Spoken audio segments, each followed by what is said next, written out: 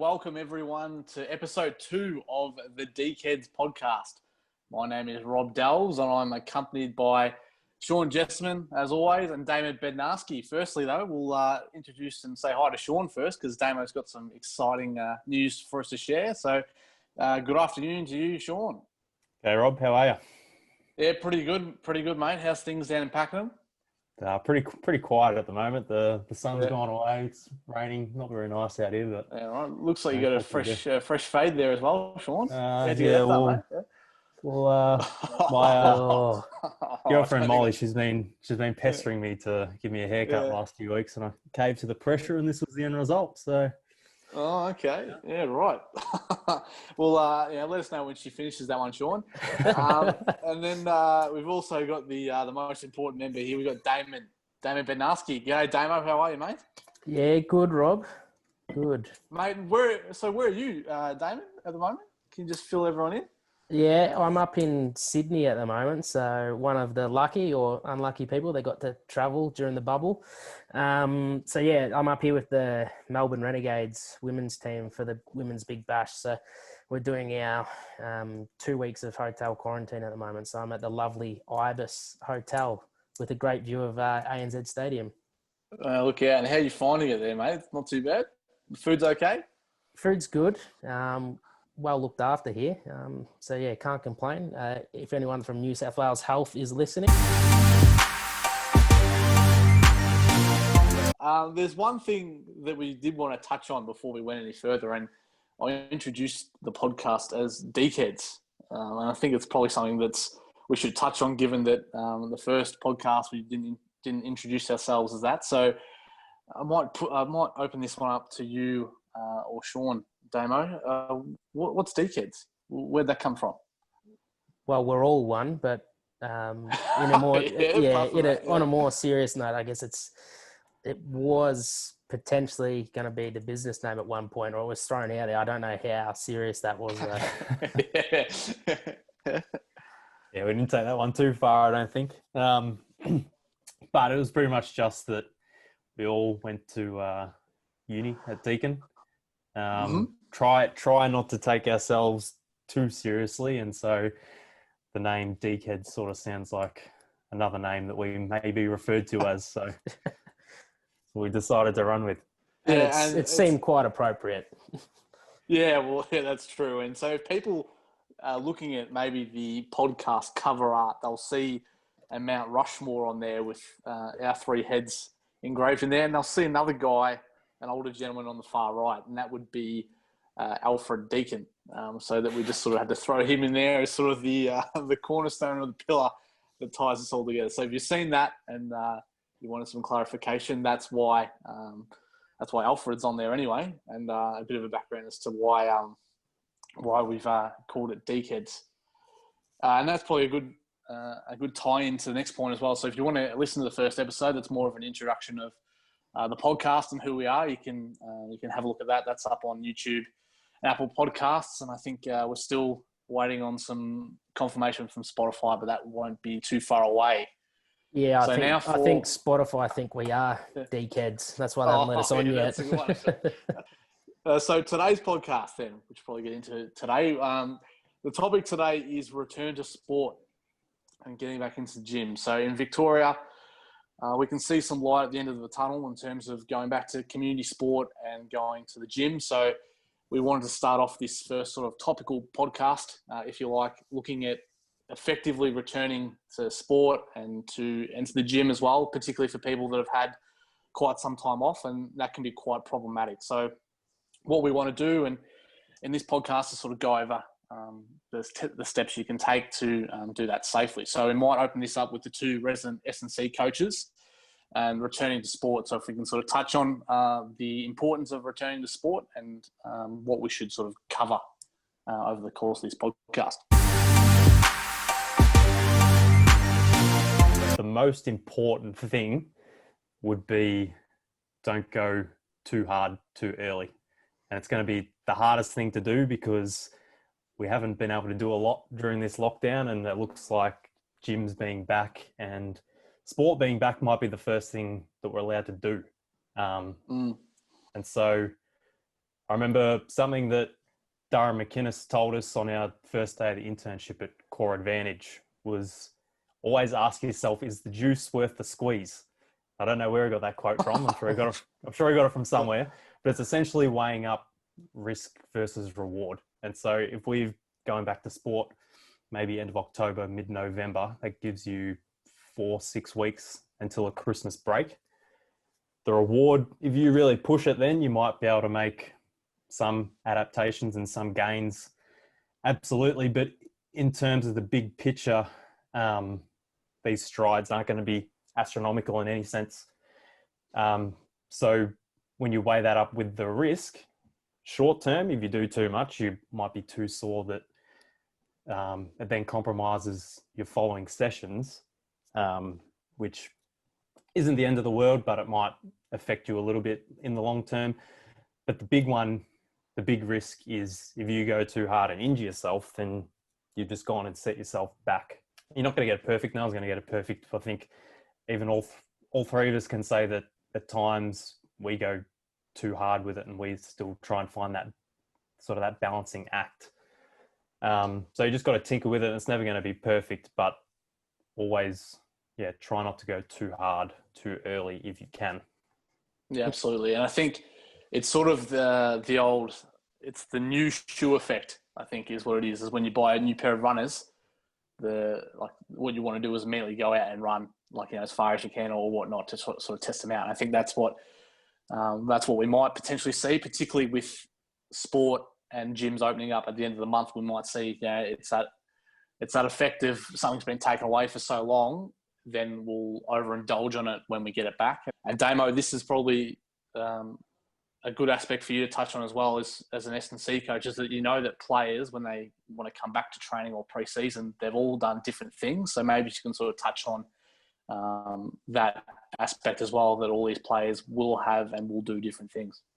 Yeah, no, that's definitely a case. So we're going to have some people that during the lockdown or isolation will have done minimal or the bare minimum. So, they might have gone for a jog every now and then or done a bit of incidental exercise. So it might have been gone down to the park and kicked the footy with a mate or someone from their house, during their 1 hour of exercise. So on the other hand, you're going to have people that have taken up, long distance running during the period and they're up to running 30, 40, 50 Ks a week in their spare time, and they might be on the same team. So they're going to come back to training at very different points. So you're going to have the person that's done nothing that is going to blow up after running the first lap of the warm up. And then you've got the person that's done 50 Ks a week leading into it, that's going to want to get straight into it. So I think from a coaching perspective, it's, as Sean sort of alluded to earlier, is that it's super important that,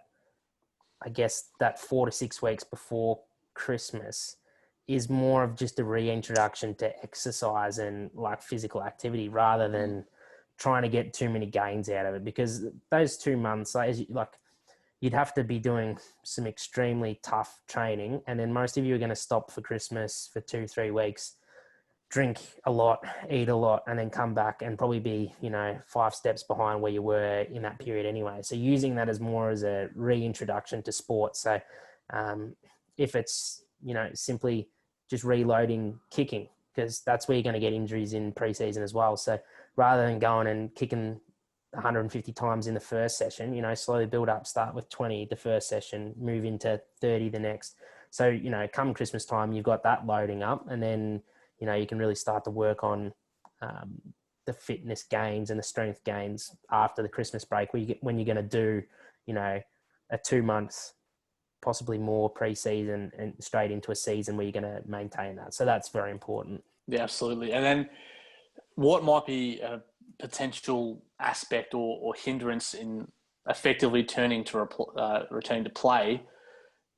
Maybe a person's ego, potentially, particularly in the team sport environment, you see, or what you might see is people that are overly competitive and they want to come back fitter. And if you're a good runner, then you like to pride yourself on being able to run, and you've got a big aerobic tank and all that sort of stuff. So people have that want and that desire to be fit or fit in their group as well. So maybe if we can touch on how that might be detrimental particularly in the team sport, if you try and let your ego sort of run the race for you.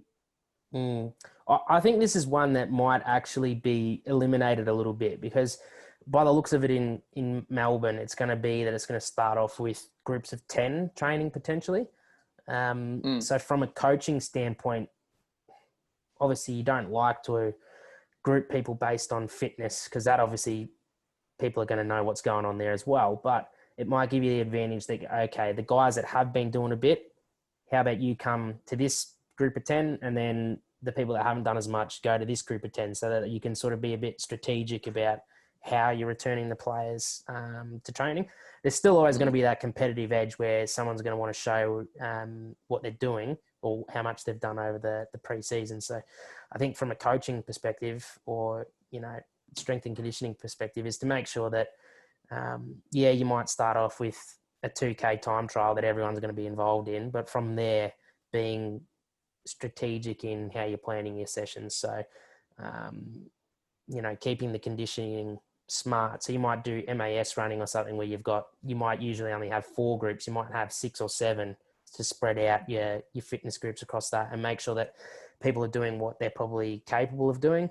And then I guess keeping more of a skills focused in that early part, rather than really flogging people, so that they can slowly build into it. And what we should point out is and what we say by this is, we don't necessarily want people to come back to pre-season way unfit, but we also don't want them to come back like too fit as well. I think there's a problem that with pre-season will get you or increase your level of fitness anyway, but there's also potentially an issue that if you come back too fit already, or you're trying to get yourself too fit too quickly, you still have to play another season as well. And I think the season's very long, and if you don't sort of leave yourself some room to sort of develop your own fitness base, and it's going to be a long grind going into that competitive phase. I think with that as well, if you're coming back thinking you're fit as a fiddle, and a lot of people would have done a lot of running, a lot of that running that people would have done, it's not quite the same as what you're then going to do at training. So the running patterns will be different, because once you involve the skill of the sport, then that's going to be the main focus, rather than just running for the sake of running. Yeah, absolutely. So sorry, Damo. Sean, are you talking then in terms of, so blokes will be running sort of long, like 3Ks or whatnot, interval running. So are you specifically then talking about skill work, running with the ball, change of directions, and all that sort of stuff? Yeah, because I think that if you can try and mimic drills or conditioning drills to replicate work-rest ratios and that sort of thing as best as you can, but there's nothing that quite matches actually performing the sport. And that's not to say that day one of pre-season you're going to do a practice match, but that's still going to be different to what you were doing, just either doing your 200s around the outside of an oval, or your MAS running up and down the field, compared to the stop-start, change of direction nature of skill drills and performing the sport. Yeah, absolutely. Damon, did you have another point there? Yeah, I think that's important too. Like you just think about a simple lane work drill, you're kicking and then you're accelerating and running through. So, it's different to the running that you're doing, but that's something that you probably haven't been doing if you've been just focusing on that running thing. So a kick is, a full extension exercise. So you're putting muscles through different ranges of motion than what they have been when you're just running at that more sort of continuous pace. And there's going to be bursts of sprinting and stuff in there. So 100% it's just being smart about how you return. But adding to the point before about if you've been doing all that running and you're super fit, you're going to have a lot of load under your belt. And then if you're going to go into another 3-month preseason and the season, everyone needs a rest. So I know if you've been really active during the COVID period, it's still fine if you take, a couple of weeks off, or you drop your load right down before you do return to sport. I think that's important, so that you're not running at these elevated levels the entire time and then coming back into sport. And then it's this time again next year and it's the first time you've had a rest. So you got to be cautious with that as well. Yeah, absolutely. And a little bit of an anecdote that I'm not going to name any names, but I've caught wind of a few boys that I know that are trying to do 100-kilometer challenges for a month. effectively doing 25K a week off no preparation for the next 4 weeks. And when you get instances of that, it's just it will be detrimental, and it will happen quite quickly. So it's something to keep in mind, and it particularly ties into this next point, that what we're going to see, or what's upcoming, is that this is not like a normal preseason as well. And particularly you boys, you'll know more about that, and you'll touch on that in a bit more detail. But effectively, all these athletes have had probably 6 to 8 months off competitive and regular physical activity. So maybe if we can touch on the fact that because this is a different preseason, how we might sort of want to go about that. Well, yeah, so you won't have that normal base to work off that you normally would have. And it sort of ties back into the previous point where you can still do all the running and all the different cross training that you can, or that's available to you. But it's still not quite the same as what you would get from playing the sport. And so because when we do come back, hopefully in the next sort of month, that level that you start from is going to be even lower, or it should be even lower than what it previously would be. So again, it raises the importance of not doing too much too quickly again, because you won't have that base to work off that you've had the whole year, not only building but maintaining as well.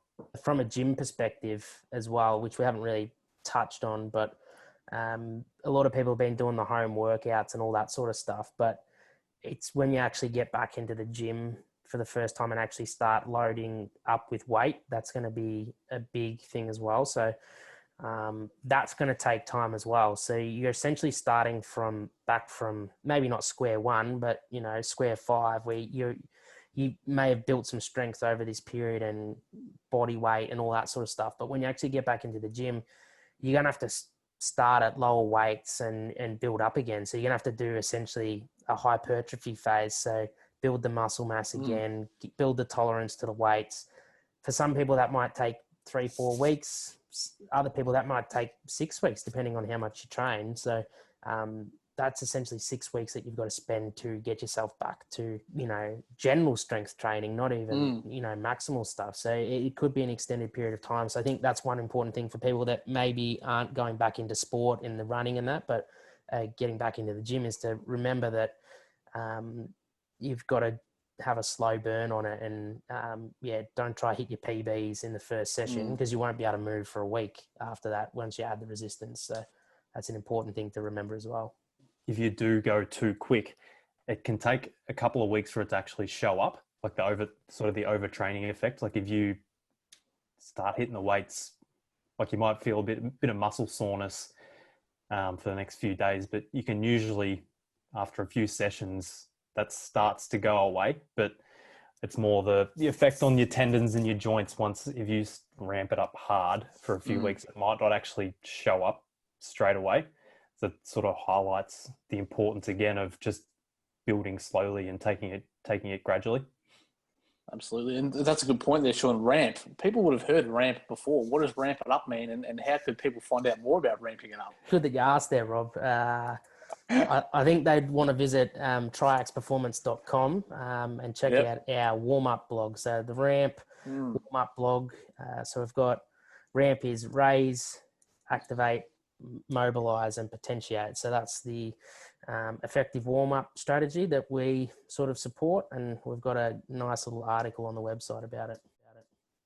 They're very good. They're very good. Nice little plug there. That was very easy and seamless to sort of slide in there, wasn't it? So the other point I wanted to touch on that people might sort of gloss over is the influence of incidental activity, or particularly activity when you might commute to or from work or uni. So for instance, you might ride the bike or whatnot, you might walk, and how much that might actually have an influence or an effect as well, because people wouldn't necessarily count that as exercise, but it's still something that you would have done on a regular basis. So maybe if you guys can sort of touch on that, or if that's an issue or something that people should consider as well. Just from my own experience, when we were allowed back to work for that couple of weeks in the middle of the year or whatever it was, I was easily just using steps as a guide, 10,000 a day without trying. But if I'm at home and I don't perform any structured activity, then I struggle to get, 2,000-3,000, which just using steps as a marker of activity isn't everything. And it may not seem like much because it's just walking such a low intensity activity, but it has a cumulative effect when you go back to March, which was 6 months ago, and you've got a little bit extra putting around the guts, and it all starts to add up when it comes back to running and exercising as well, because that has an impact on everything else that you do. Does that sort of touch on, Sean, about how you were saying about tendons and joints? So if you haven't had that sort of that regular sort of movement activity, what would we suggest is going to happen to those tendons, joints, and all the surrounding musculature during that time? Well, if you, again, going back to that first point without sounding like too much of a broken record, but if you go too hard too quickly, then you're going to run into a brick wall pretty quickly, and you're going to have to back off. I saw a quote the other day: "It's better to do so little that you're scared you didn't do enough than to have done too much and regret it later." So, geez, you're really coming out with these quotes today, Sean. You got any more out there, mate? Let me just search through the notebook here. But I reckon they're just written up in front of you on the wall there. I think there's about 100 up there. Just so tick that one off. Yep. Yeah, I'd add on that point as well. A big thing about the return to play and just physical activity is the time on feet, which is something that not doing the steps and your incidental stuff is what you're missing out on. So that's important for kids. It's important for us as, sort of in our mid-20s, and then, older adults and stuff as well, is that time on feet. If you're not doing that, then obviously you're going to lose the structural side of things, but you're also, you're going to lose the ability to do things. So spend more time on your feet. So if you then go back to work and you've got a job where you stand on your feet, you're going to be buggered by the time you get home. If you have to do 10,000 steps, if you're coming from, 4,000 or 5,000 when you've been sitting at home primarily. So if you're then going to add on exercise on top of that, you're already at a much higher load than what you would normally be. So it's sort of gradually building that up rather than going from 5,000 steps to 25 within a day. Sort of start building it up when restrictions allow you to start do a little bit more. Absolutely. Well, I think that we've spoken enough about all the background behind it. How should we recommend, or how do we recommend people go about implementing these practices safely and effectively going into a pre-season? So, Sean, do you want to kick us off? What's the first step that people should really be doing? Getting back on your feet and doing something a bit more structured, that especially particularly back to sport, starting low, building from there. I'd start to build volume and, just as Damo said, time on your feet. Not at a high level, but just getting something in before you start to build the intensity. Because I think you need to build that solid base that you would have lost over this lockdown isolation period. And from there, you can slowly start to build it with each week. And I think a big thing, particularly starting off, is one thing that you can sort of start to embrace a bit more is off legs conditioning, just to take some of the impact out of it, because it will be something that you haven't done much before. So when you say off legs, Sean, conditioning, what does that mean for people who aren't familiar with that vernacular? So any sort of conditioning or cross training that doesn't involve running, essentially. So some examples could be a spin bike, the rower, boxing, even wrestling, which you will be limited depending on the equipment you have, but they're all options that you can utilize to still get the conditioning in, so that you're not losing any of that cardiovascular fitness, but it takes out the impact that you would get on the joints, which when starting off is something to be wary of. And it's a nice bit of variety there too, isn't it, for a training program? So if you're just running laps all day or whatnot, it's actually a good sort of variety, and which is particularly something you need if you're going into a long and grueling pre-season as well. If you're in a contact sport, so if you're in AFL or if you're rugby league or rugby union or something along those lines, what do we suggest about contact, about actual contact training. So that might be skills, that might be even some tackle technique stuff. What would you recommend regarding that? Is that more of a case of, again, building slowly? Do we want small exposure? Do we not want any exposure until you're actually back into preseason? How do we feel about that, boys? Maybe Damo, you can start us off there. Yeah, with contact sort of stuff, I mean, in most normal preseasons, your first few sessions aren't going to involve any tackling in those sports. It's normally going to be, kicking, handballing, that sort of stuff, very low contact opportunities. That's going to be something that is obviously a heightened risk as well. So if you are going to introduce it, I'd recommend that you start with sort of the wrestling or the grappling style drills. So maybe start on the ground already so that you're not getting thrown to the ground when you're tackling. So it might just be with a partner on your knees, and it's just grab each other's shoulders and do like a grappling drill there where you don't actually throw them to the ground, but you get that contact.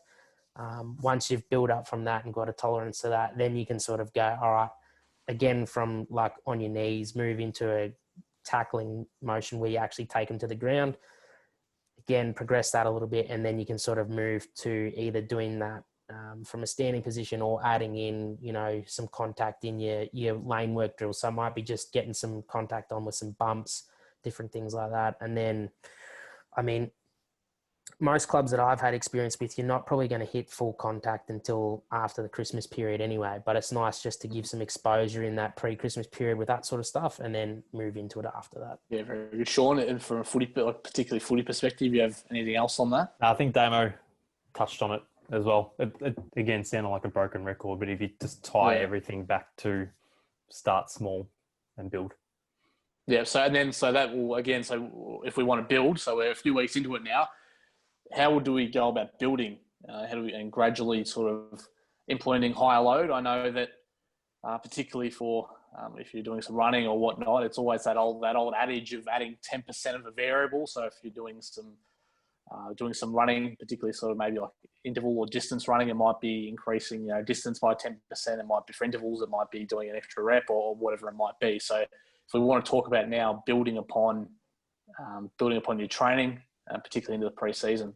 So Sean, if you want to start us off there. I guess, as I said before, if you're going to start by just getting some volume in and building from there, once you've sort of got that, you can start to either you can hold it there or build it a little bit more, but then start to focus on your intensity as well, which you can get. Volume for people there is purely talking about distance and actual duration of actual sessions there, aren't we? We're not necessarily talking about high speed stuff. We're talking about essentially that old saying of being kilometers in your legs. Is that what you mean? Yeah. So essentially what Damo was getting back to as well before, just time on legs as well as total distance. From there, that's when you'd start, when you've not got your desired volume, but like total distance, but around about sort of 80-ish%, I'd say. That's when you can start to up the intensity a little bit more, and you might do that through some small-sided games, which you can sort of manipulate depending on the constraints that you use to make it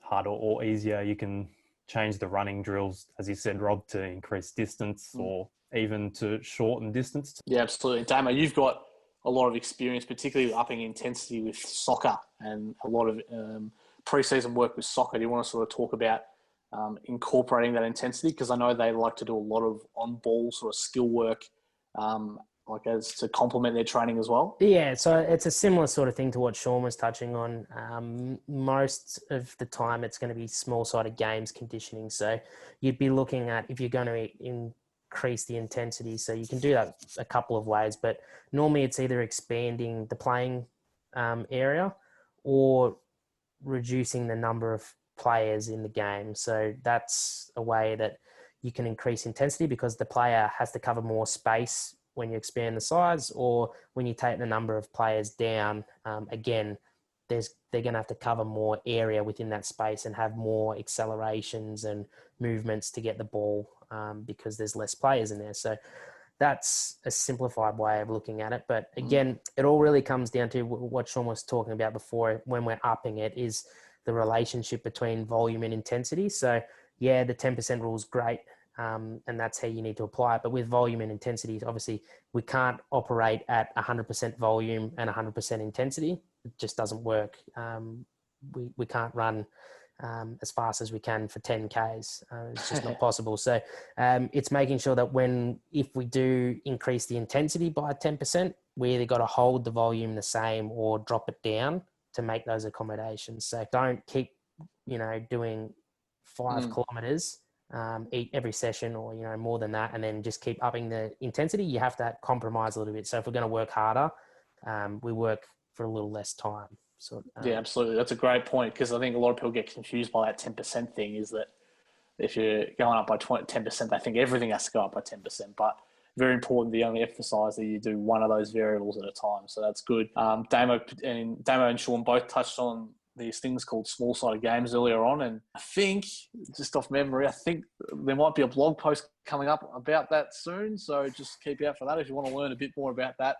I think I might have written that one, but yeah, we'll see how we go. And then, so the last part about this as well, or the last part about our recommendations, is probably to have a greater emphasis upon your own recovery. So particularly with like a shortened preseason and basically a lower base to work from, it's important that you take pride in your recovery and your methodologies around that, particularly if you're coming back into sport and contact training and all that. You have to make sure that you're taking care of your body and you're doing the right things surrounding that to sustain yourself for the preseason. And there also might be a blog about recovery on the website as well if you want to check that one out. So it's plugs galore in this podcast. I tell you what, it's a lot of a lot of free advertising, but there's a lot of me time for you here, Rob.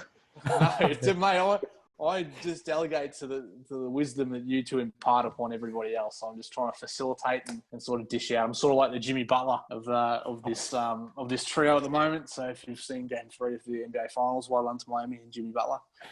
There you go. So maybe actually, before we gloss over it, any particular recovery things that you guys think are important before we sort of wrap up? I think sleep is the biggest. It's low hanging fruit as well. Yeah. Easy to get right. It's a small thing you can do that yields a large result. Absolutely, and it's very, I should say, it's taken for granted, isn't it? Really, like people just don't. But it's because it's not something that people see someone else do or whatnot. It's like not like ice or something, or an ice bath where other people see you doing it. So, Damo, any other recovery techniques from you, mate? For me, again, it's one that's pretty obvious, but hydration, especially at our sub-elite amateur level, make sure it's water, not beer after your session. Make sure that's the right kinds of fluids to get it right. And that's coming from me, who probably is not the greatest advocate for that, but yeah, making sure that you do the right things, especially 24, 48 hours post. Whatever you do outside of that's up to you, but yeah, look after yourself, especially with a warm summer coming up for pre-season as well. Yeah, absolutely. And a strong advocate of the Sunday sesh too, in terms of recovery, not the one at Arbury or on St Kilda foreshore. Definitely go to do some active recovery on a Sunday and some nice sort of pool work and all that sort of stuff as well to help you out. Well, I think we might wrap it up there for this installment of the DeakHeads Performance Podcast. So if you want to find us, you can subscribe on YouTube and Apple Podcasts. Spotify will be coming soon as well, so just keep a lookout for that one. And also, if you could leave a rating as well on those forums, that'd be great. It really helps us out a lot. So we'd appreciate if you could do that. And if you have any comments or questions as to future topics or anything surrounding what we've talked about today, feel free to leave them, particularly on YouTube, or you can get in contact with us on our social media as well. So, Sean, you want to go through the socials, please? Social media, you can find us on Facebook, Instagram, or Twitter. Otherwise, you can check out our website, triaxperformance.com. Very good. And how do people email us, Damo, if they want to get in contact as well? Yep, admin@triaxperformance.com. Oh, look at that. Sensational. Well, that'll do us for this episode. We thank you all for tuning in and look forward to next week's episode where hopefully Sean's haircut will be finished. So thanks very much today, boys.